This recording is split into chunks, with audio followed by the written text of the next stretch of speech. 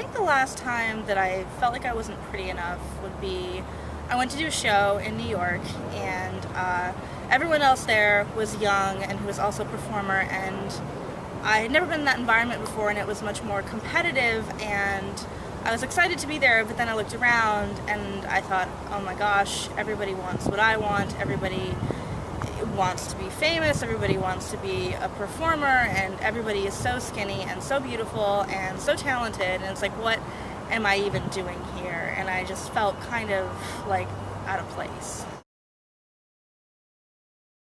Well, my therapist tells me that it's always important to remember that you got there in the first place, and that that's an accomplishment in and of itself. So being asked to perform from DC to go to New York was really cool, so I had to remember that they did choose me, and I'm equal with everybody here. And then I thought about some performers that I really like, especially a British comedian. Her name is Miranda Hart, and she has a show called Miranda, and she has somebody who had a one-woman show, and she's not traditionally beautiful, and she's really tall, and she's not thin, and she's just kind of awkward and gangly, but that's kind of her thing, and she makes it work for her, and the whole show is really authentic, and it inspires me because we have very similar kind of outlooks and very similar performing kind of niches that we hit. And so I thought about her and how if she can do it, I can do it. So that helped me feel like I could go up on stage and be equal with everybody else.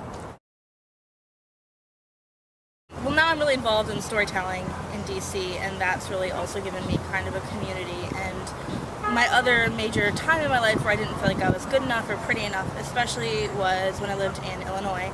I was doing grad school there, and I was in this program, and it was a really small town, and I wasn't used to it, and everything there was just very backward in terms of what they sort of expected, and it was very conservative, and I've always been a little bit different, and they just don't really go for different there. So I spent like a year drinking my feelings, and I never got hit on once, because I don't know what the guys just couldn't handle it or whatever, but it was a time where I just didn't feel like I was pretty because everybody there just kind of marginalized me all the time.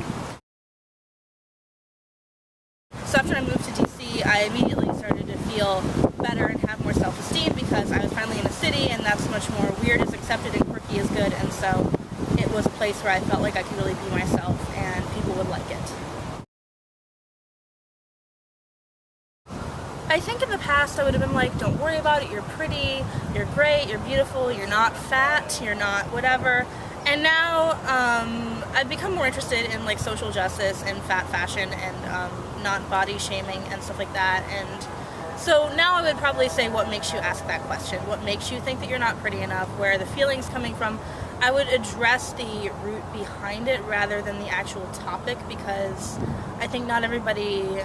Pretty is so subjective, and it's so culturally defined, and everybody has a different definition of pretty. So I would want to know more about why you don't feel good about yourself, or who's making you not feel good about yourself, rather than whether or not we can objectively quantify your beauty.